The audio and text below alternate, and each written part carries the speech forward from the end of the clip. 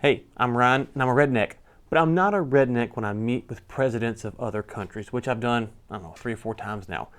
Why is that relevant? It has to do with the 80-20 rule. We hear about the 80-20 rule. People talk about the 80-20 rule over and over and over again.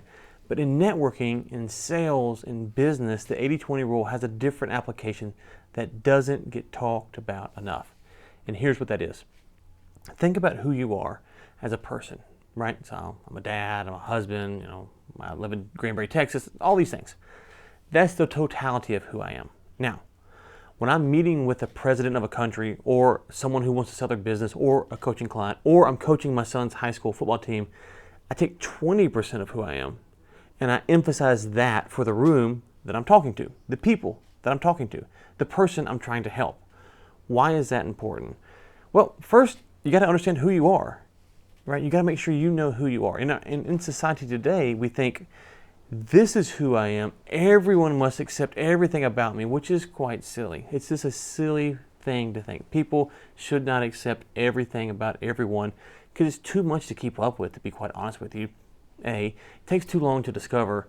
B, C, it sets you up where you're always looking for a reason to abandon someone because they don't fit exactly who you thought they were, right? So if you say you must accept everything, well, there's no one who's going to accept everything. My wife would like me to change certain things that I do. She still loves me, she's still here, but she would like for me to change certain things that I do because I'm not perfect. So in our totality, there's imperfection. So we shouldn't demand that people look at us and accept us for 100% of who we are, to work with us, to be friends with us, to do business with us. However, we should look at them and say, this 20% right here, this portion is relevant to me and you working together. This portion is relevant to me and you being friends, or whatever that might be. That's the 20% that we should emphasize.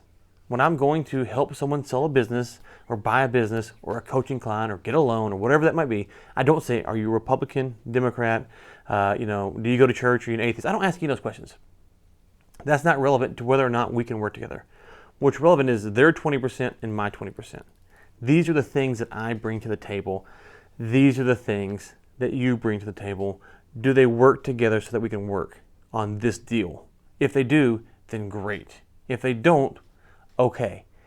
I know people that are really good friends of mine that 80% I love, but 20%, the business 20%, is not a good fit. No harm, no foul. So we have to understand, A, who are we in totality? Then what 20% do we want to convey in the room that we're in?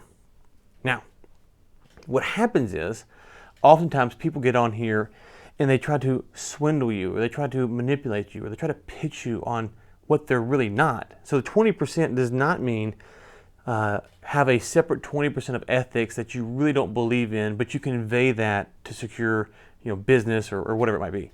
No, the 20% is part of who you are. So your ethics, your morality, whatever, how you do business, how you talk to people, that's part of that 20%. It's just how you portray it in this room is different than you would portray it when you're tucking your kid in at night. It's that simple, right?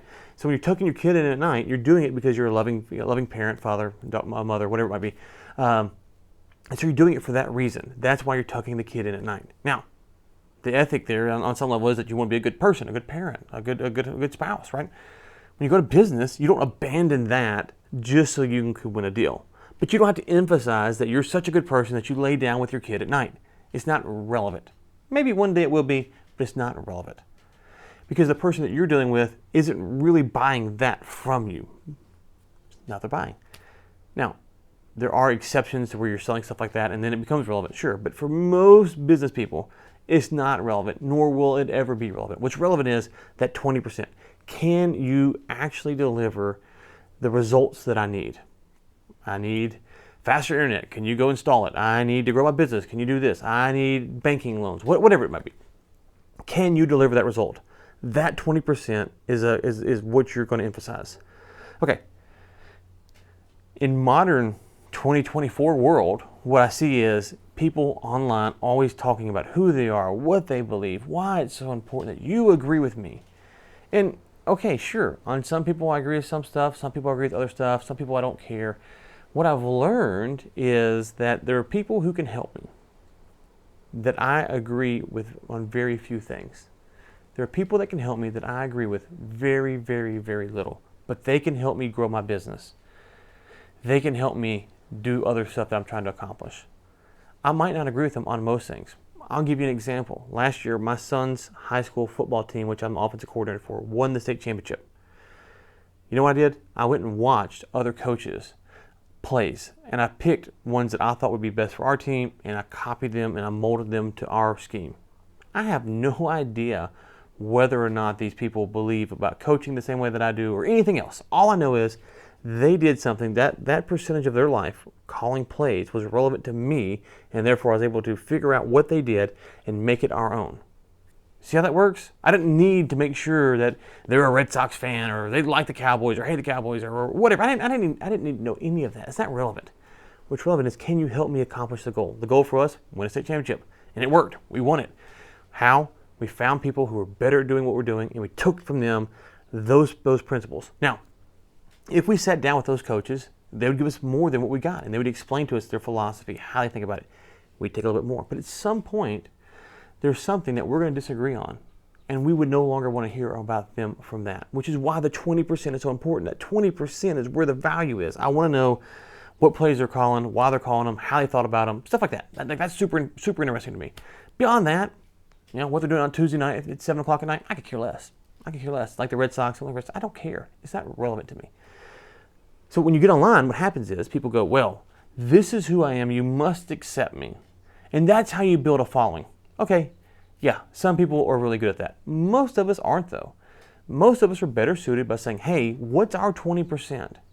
What's the 20% that we can convey to the world in an honest fashion that talks about the things that we care about or that we're skilled at, or that we can work on? We can help people achieve the results. What is that? What are those things? Talking is not my strong suit, as you can tell.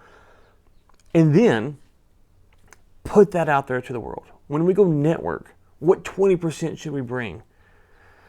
If you think about this, and the more you think about this, the better you get at this, the more likely you will be able to close more deals, grow your business, network better if you're looking to get a job, if that's kind of your thing right now, whatever it is, that 20% rule. Final thing I'll say, and we know this intuitively, and here's what's weird. When you go interview someone or you're up for a job interview, do you give your full 100%? No. You take that 20% that you want to convey in that meeting and you say, this is who I am, you should hire me. Right? This is who I am, you should hire me. The problem with that is that a lot of times that 20% isn't truthful. It isn't truthful. So we've taken this image thing that we've seen, whether it's online or through job interviews, and we've realized that people will falsely do 20%. They will pretend this is my 20%, and it's not. It's not at all who they are. And so we've kind of said, well, let's be really authentic. And what I'm telling you is there is a way to say, this is what I like to do in business. This is how I like to do it. And if you were to call me and work with me, you would find out that I'm basically the same person I am right now. For the camera, I might get up one or two notches. It's a little bit more enthusiastic than I am on most calls. But it's the same person, the same principles. I believe this, which is why I'm putting it out there. If that's not who I am, then you call me, you would realize I'm like the person in the job interview who just gave you the answers that you wanted to hear so that you'd hire them. That's not the 20% I'm talking about. The 20% is, who are you? Take it, condense it down, and make it relevant for the person that you're talking to so that you can grow your business, you can close more deals, you can get the job that you want and stay hired because you're actually conveyed what it is that you really bring to the table. Don't demand that people accept you for everything.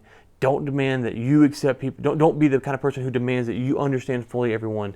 Understand how to do business and understand the 80-20 rule as it pertains to your business. And finally, don't pick on people like me who can't talk very well.